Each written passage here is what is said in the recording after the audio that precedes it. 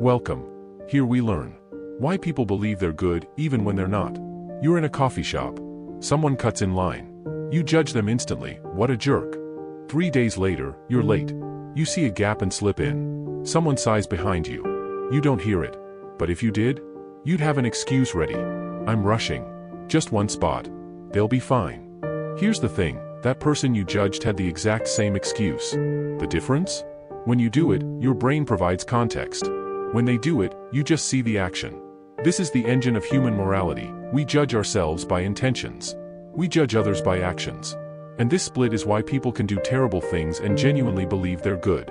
The Stanford Prison Experiment. Good people, brutal actions. In 1971, Philip Zimbardo took normal college students and randomly made them prisoners or guards. Within 24 hours, the guards became brutal. They stripped prisoners naked, deprived them of sleep, and psychologically tormented them.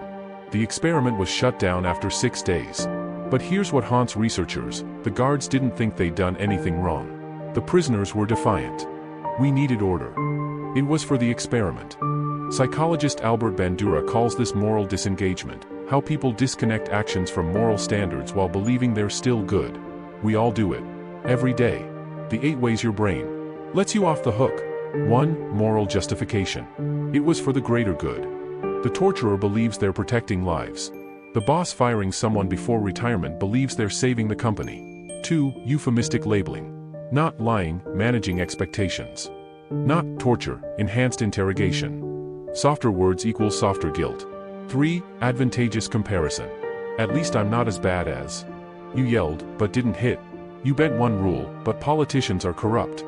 Comparing down makes your behavior seem reasonable. 4. Displacement of responsibility. I was just following orders. The Nuremberg defense. Hannah Arendt called it the banality of evil, ordinary people doing terrible things as diligent employees.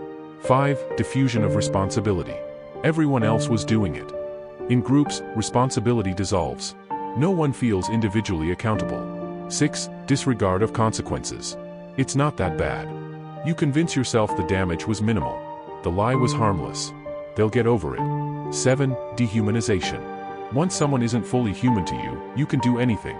The cheater sees a nag, not a hurting partner. 8. Attribution of blame. They deserved it. The victim becomes responsible. You didn't fire them, their incompetence forced your hand. Real example, the manager who destroyed a life. Sarah fired James publicly after 15 years of loyal service. He'd made one budget mistake. She wanted to send a message. James had a mortgage, 2 kids, and a wife undergoing cancer treatment. Losing his job meant losing health insurance at the worst moment. Sarah knew all this. But she told herself. He made a major error. Justification, I'm doing what's best for the team. Justification, making a tough leadership call. Euphemism, other companies would have fired him immediately. Comparison, executives expect accountability. Displacement, he'll find another job. Disregard consequences, he brought this on himself. Blame. 6 months later, Sarah was promoted. James's wife died. He fell into depression, now working part-time at a hardware store. Did Sarah feel like a bad person? No. She slept fine. Her brain had rewritten the story. Your brain edits your memories. Psychologists Carol Tavris and Elliot Aronson discovered something disturbing in mistakes were made, but not by me. Your brain doesn't just justify actions, it rewrites your memories to match. The argument where you yelled? You remember defending yourself. The time you cheated? You remember being neglected. The friend you betrayed? You remember them betraying you first. This isn't lying. You genuinely believe these revised memories. Over time, 2 people who started close together drift apart as each justifies small decisions, making more choices consistent with those justifications, until they're at opposite ends, with completely different memories of where they began. The fudge factor, Dan Ariely's cheating research. Behavioral economist Dan Ariely found that most people cheat a little, not enough to see themselves as cheaters, but enough to benefit. When reminded of moral standards, 10 commandments, honor codes, cheating dropped to 0. When given psychological distance, tokens instead of cash, people cheated way more. Conclusion, people don't want to feel like cheaters. But they want the benefits of cheating. So the brain creates wiggle room. Excuses. Narratives. This doesn't count. Why villains think they're heroes. Every villain believes they're the protagonist. Hitler believed he was saving Germany. Stalin thought he was building paradise. Every cult leader believes they're enlightening followers. The brain doesn't ask, was I good? It asks, how was I good? And it always finds an answer. The double standard. You live by. When others cut in line, rude. When you cut in line, I'm in a rush. When others lie, dishonest. When you lie, protecting feelings. When others yell, abusive. When you yell, I was frustrated. This is the fundamental attribution error. When others fail, you blame character. When you fail, you blame circumstances. The truth, you're doing this right now. Reading this, part of your brain is saying, yeah, other people do this. Not me. That's the voice. That's the mechanism. You're thinking of times you were wronged. Times you were justified.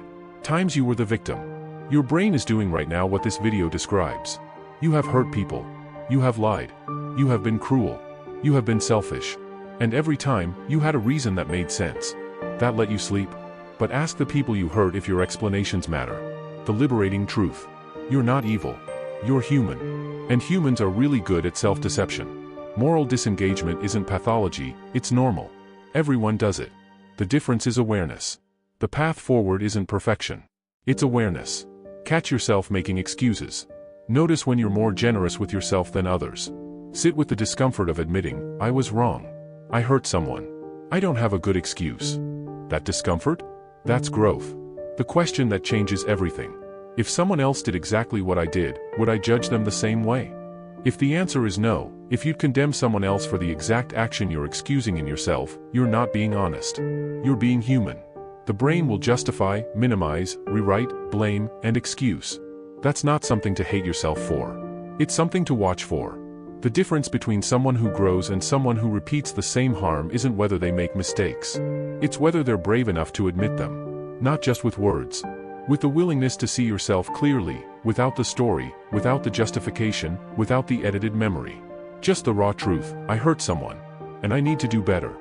That's the moment your brain fights hardest against. And that's the moment you become the person you think you already are. What's the one thing you've done that you've never fully admitted was wrong? That resistance you're feeling? That impulse to explain, justify, contextualize? That's your brain doing its job. The question is, are you going to let it?